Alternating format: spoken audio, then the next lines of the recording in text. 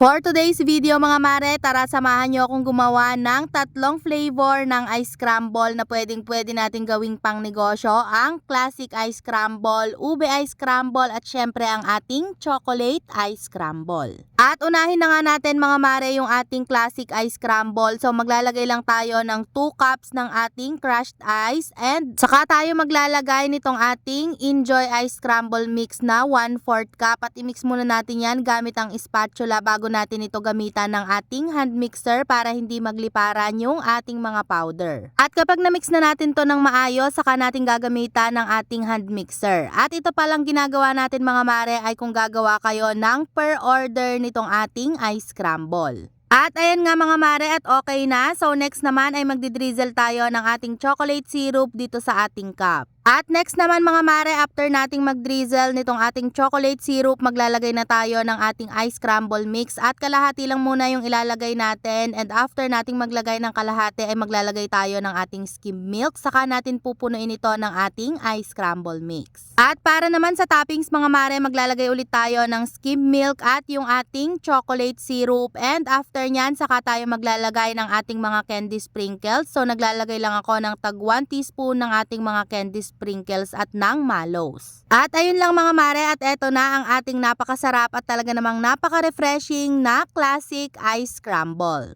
Next naman mga mare, gawin naman natin yung ating ube ice scramble. So maglalagay ulit tayo ng 2 cups ng ating crushed ice at maglalagay tayo ng 1/4 cup ng ating ube ice scramble. At kapag pala per order ang gagawin natin mga mare sa ating mga ice scramble ay medyo mas magastos talaga sa ice scramble powder. Unlike kapag minsanan yung paggawa natin dito sa ating mga ice scramble. At i-mix nga lang natin to ng maayos mga mare hanggang sa mag-well combine na yung ating ice scramble powder at yung ating crushed ice at hanggang sa medyo mag-smooth na yung texture nito. At next naman mga mare ay magdi-drizzle na tayo ulit ng ating chocolate syrup dito sa ating cups at ang gamit ko po pala na size dito ay 16 ounce. Again, kalahati lang muna ang ilalagay natin dahil maglalagay tayo ng ating skimmed milk at after nating maglagay ng skimmed milk saka natin pupunuin itong ating ice scramble cup. At pagdating naman sa toppings mga mare, maglalagay ulit tayo ng ating skimmed milk at magdi-drizzle ulit tayo nitong ating chocolate syrup at kayo nang bahala mga mare kung gaano karami ang gusto nyo sa inyong mga toppings at depende din yan kung magkano nyo ibebenta ang inyong ice scramble.